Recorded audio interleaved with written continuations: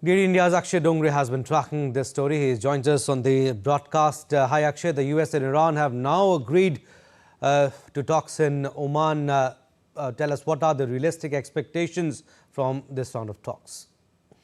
Well, as both sides still do not agree on what has to be discussed, with the US calling all the major topics on the table, including the nuclear deal with the US. That is priority number one. The second one is the missile development program of Iranian government. That is a major threat not only to the US but to the regional US allies as well. And perhaps that's the only reason why US has not been able to so far launch any kind of a massive attack like it did, or do some sort of a regime change like it did in Venezuela, because of the very robust, extremely powerful missile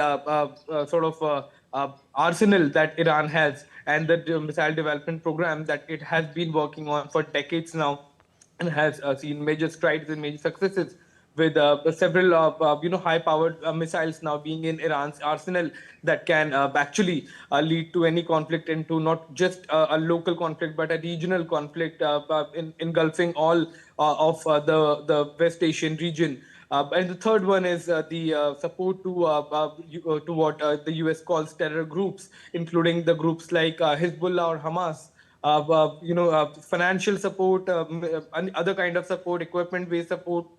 And all of these three things are according to the US priorities. However, Iran says that as far as talks are concerned, there have been calls that the talks should happen on the the nuclear program, and it should just be restricted to the nuclear program. However, it remains to be seen that whether the two sides will agree on that or not, and how the talks proceed. But now both the sides have agreed to hold talks in Oman, and it seems that the earlier threats that were coming in from the US have not worked so far, as far as the Iranian regime is concerned.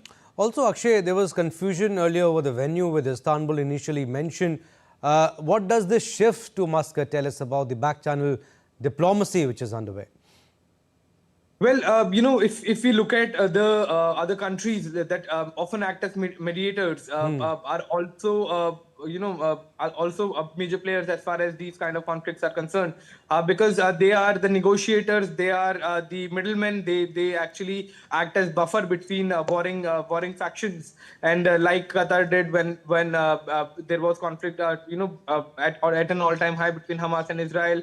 It was acting as a negotiator. It was acting as a third party that can come in and speak for both the sides, and speak to both the sides. But also, safety concerns remain, because the Iranian regime has seen what happened to Venezuela, to Maduro. But they are quite skeptical about trusting even the regional allies as far as the countries there are concerned, because most of them have American bases, most of them have the strong American military backing.